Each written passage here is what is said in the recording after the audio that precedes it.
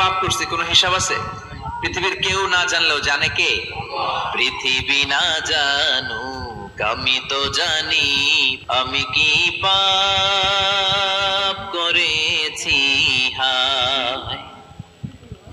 আমার পাপের করলে বিচার, বাঁচার আমার নাই উপায়। দয়াময় প্রভু মাফ করো আমায়, মাফ করো আমায়। পড়েন আমিন। আমাদের পাপগুলো ক্ষমা করে কে? চিল্লায় বলেন কে? আল্লাহ ডেকে বলে, গোলাম আমি হলাম গাফিরুয যামব কাবিলুত তাওব। আমার কাজ হলো ক্ষমা করা, আমার কাজ হলো তওবা কবুল করা। শয়তানের কাজ হলো ওয়াসওয়াসা দেওয়া, আমাদেরকে ভুল পথে নিয়ে যাওয়া। আর আমাদের কাজ হলো ভুল করে ফেলা, আল্লাহর কাজ হলো ভুলগুলো মাফ করে দেয়া।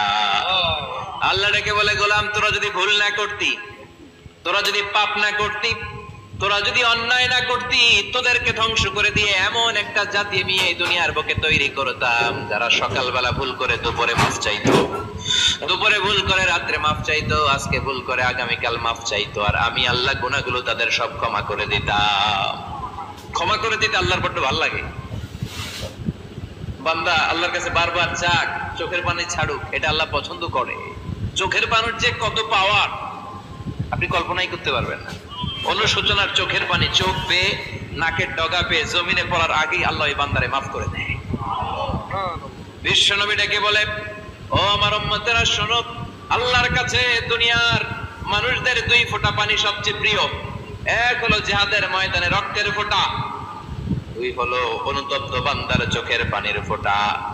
কত ভুল আপনি করেছেন, কত অন্যায় আপনি করেছেন, কত পাপ আপনার হয়েছে, কত মিথ্যা আপনি বলেছেন, কয় ওয়াক্ত নামাজ ছেড়েছেন, কয় লাখ টাকা ঘুষ খেয়েছেন, কত যৌতুক আপনি খেয়েছেন, কত মিথ্যা আপনি বলেছেন। আপনার পাপ যত বড় হোক, যত বিশাল হোক, যত বেশি হোক, আল্লাহর দয়ার পরিসীমা তার চাইতেও বড়।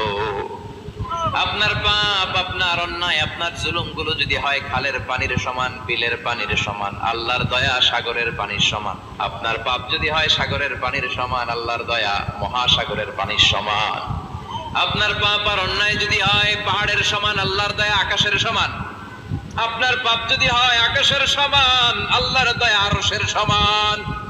এজন্য আল্লাহ বললেন, ইয়া আইয়ুহাল্লাযীনা আমানু তুবু ইলাল্লাহি তাওবাতান নাসুহা। ও আমার গোলাম, তুই তোর নিজেরে যত বেশি ভালোবাসিস তার চেয়েও আমি তোরে বেশি ভালোবাসি। তোর বাবা মা তোরে যত বেশি ভালোবাসে তার চেয়েও আমাদেরকে বেশি ভালোবাসে কে? আল্লাহ বললেন, ভালোবাসারে তৈরি করার পরে আমি 100 টুকরা করলাম। চিল্লায় বলেন কয় টুকরা? 99 টুকরা ভালোবাসা আমি আল্লাহ নিজের মধ্যে রেখে দিলাম। 1 টুকরা ভালোবাসা গোটা বিশ্বের সবার মধ্যে আমি ভাগ করে দিলাম। 1 টুকরা ভালোবাসা পেয়ে আমাদের অবস্থা দেখছেন?